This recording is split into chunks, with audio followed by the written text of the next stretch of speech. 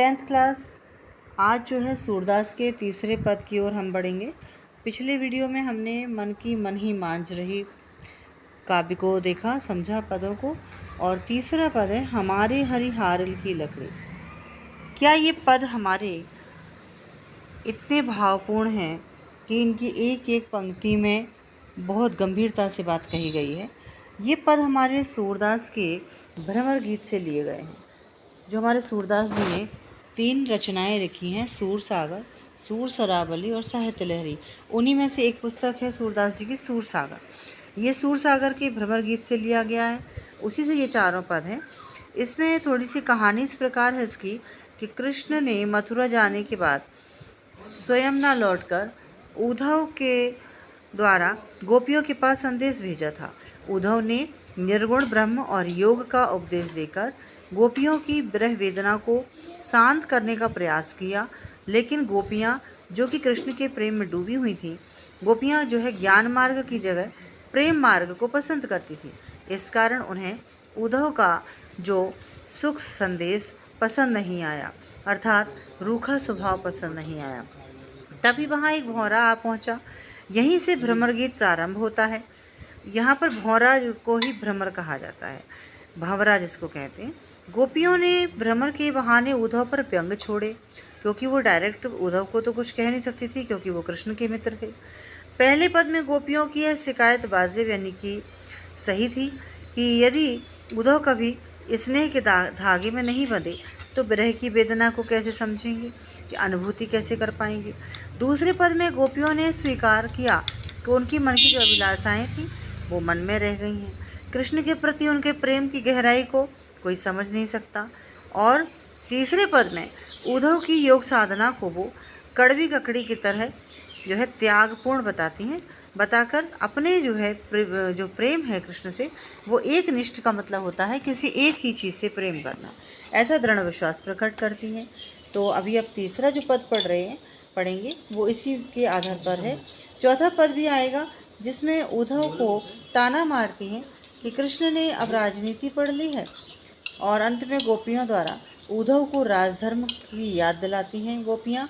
और यहाँ पर सूरदास की लोक धर्मिता को यहाँ पर दर्शाया गया है कि वह जो है कैसे प्रजा के धर्म को भी सूरदास जी यहाँ पर प्रदर्शित करते हैं। तो आगे की पंक्तियों में हम यहाँ पढ़ते हैं। तीसरा पद जो हमारा है वो है हमारे हरिहारल की लकड़ी। एक हारिल पक्षी होता है बच्चों, वह पक्षी क्या करता है, एक लकड़ी को अपने पंजों में दबा के रखता है। उसको ऐसा लगता है कि ये जो लकड़ी है वो उसी के सहारे उड़ रहा है। अगर वो लकड़ी को छोड़ देगा, त्याग देगा और पंजों से हटा देगा तो वह पक्षी उड़ नहीं पाएगा और वो ऊपर से गिर के मर जाएगा। तो जैसे कि हारिल पक्षी को उस लकड़ी से बहुत लगाव होता है, बहुत प्यार होता है, यहाँ तक कि उसको वो अपना जीवन समझता है, उसी प्रकार से गोपियाँ भी अब कृष्ण को क्या समझती हैं। गोपियों के लिए जो हरि का मतलब प्रेम है, जो कृष्ण का प्रेम है, वो हारिल की लकड़ी यानी हारिल पक्षी की लकड़ी के समान बहुत ही प्रेम है। गोपियाँ यहाँ कहती हैं कि जो हरि हैं वो हमारे कैसे हैं, हमारे हरि हारिल की लकड़ी।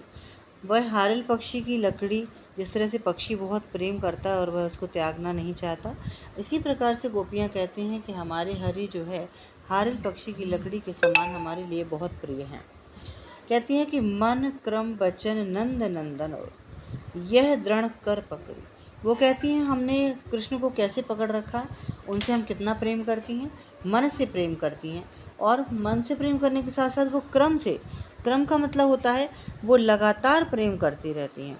और कैसा प्रेम करती रहती हैं, निरंतर प्रेम करती हैं। मन क्रम वचन, वचन का मतलब होता है मुख से लगातार उनके निरंतर कृष्ण कृष्ण का नाम जपता रहता है। लगातार वो कृष्ण को, नंद नंदन को, कृष्ण को याद करती रहती हैं। कहती हैं कि नंद नंदन और जो हृदय में हमारे नंद नंदन यानी कि नंद बाबा की जो नंदलाला हैं, कृष्ण भगवान हैं, और कहती हैं उनको हृदय में हमने कैसे कर लिया, यह दृढ़ कर पकड़ी।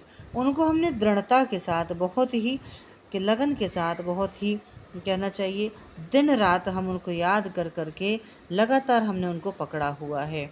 अब कैसे, क्या, किस तरीके से, जागत सोवत स्वप्न दिवस निसी, कान्हा कान्हा जकरी।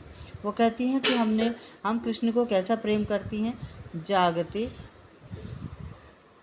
सोते, स्वप्न में, दिन में, रात्रि में, दिन रात कान्हा कान्हा जपती रहती हैं।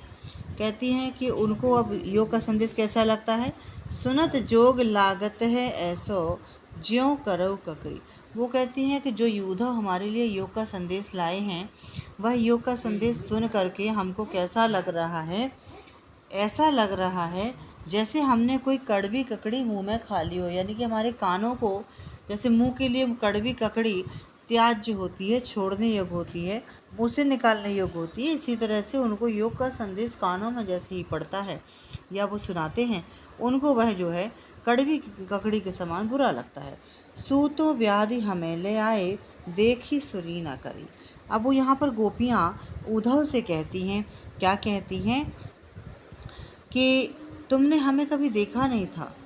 ये जो तुम व्याधि का मतलब होता है कि एक ऐसी बीमारी जो तुम हमारे लिए लेके आए हो, तुमने क्या हमें सुना नहीं था या हमारी ओर देखा नहीं था कि हम कितना प्रेम करती हैं कृष्ण से। हम सगुण उपासक हैं, हम तो साकार भगवान से प्रेम करने वाली हैं। हम आपके निर्गुण और ये रूखे रूखे प्रेम को नहीं स्वीकार करती। कहती हैं कि यह तो सूर तिन्हि लय सौंपो, जिनके मन चक्री। सूरदास जी यहाँ पर कह रहे हैं कि गोपियाँ उद्धव से कहती हैं कि हे उद्धव, ये जो योग का संदेश है ना, ये आप किसको दो। यह योग का संदेश किसके लिए है, उनके लिए है जिनका मन संसार की 10 दिशाओं में और दिन रात जो है भ्रमित रहता है, जिनका मन जो है चक्र के समान कभी इधर कभी उधर लगता रहता है। ऐसे मन वाले व्यक्ति को सौंपो, तिन्हि लय सौंपो, जिनके मन चक्री। ऐसे व्यक्ति को योग का संदेश दो जिनके मन में कोई भी स्थिरता नहीं है, मन एकाग्र नहीं है। हम तो ऐसे हैं कि हमारा मन तो केवल कृष्ण में ही रमा हुआ है, हमको ऐसे योग की आवश्यकता नहीं है। इस पद में गोपियों ने अपने निश्चल एकाग्र मन के साथ अपने कृष्ण के प्रेम को उद्धव को बता दिया है।